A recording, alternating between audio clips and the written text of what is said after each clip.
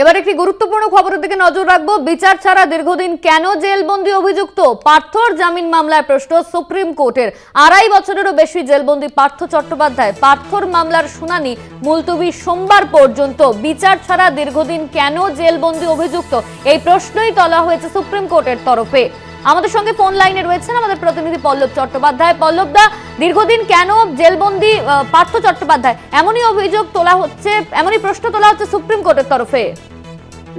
একদমই একদমই ঠিক। এটা আসলে শুধু ইডি নয়, ইডি এবং সিবিআই বারংবার সুপ্রিম কোর্ট এবং বিভিন্ন হাইকোর্টে এই একই জিজ্ঞাসার সম্মুখীন। সেটা তার এটা হচ্ছে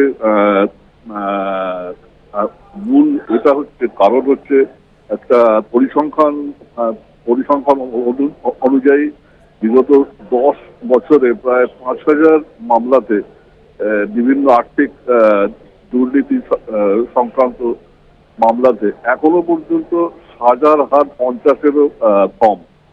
এই একটা নগণ্য সংখ্যক হাজার হারটাই কিন্তু বারংবার আদালতের কাছে একটা জিজ্ঞাসার কারণ হয়ে হয়ে দাঁড়িয়েছে।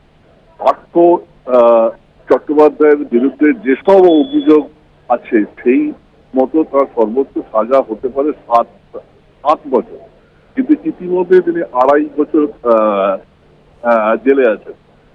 ফলে এই কারণ এই অবস্থায় তাকে জামিন দেওয়া উচিত কিনা সেটাই কিন্তু সুপ্রিম কোর্ট এই মুহূর্তে খতিয়ে দেখছে। এবং আজকে সুপ্রিম কোর্ট শুনানিটা মুলতুবিটা রেখেছে একটাই কারণে, সেটা হচ্ছে এই মামলা সংক্রান্ত আরো নথি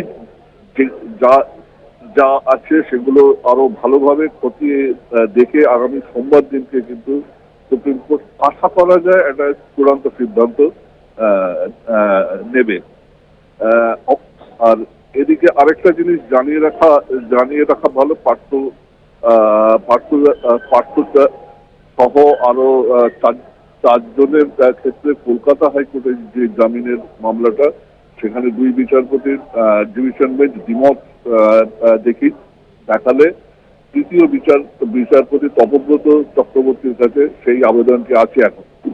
আজকে পার্থর আইনজীবীরা সেই আবেদনটি দ্রুত শুনানির জন্য বিচারপতির কাছে আবেদন জানান, যদিও আদালত আজকে স্পষ্টভাবে কিছু জানায়নি। হ্যাঁ, ধন্যবাদ। আমাদের সঙ্গে ছিলেন আমাদের প্রতিনিধি পল্লব চট্টোপাধ্যায়।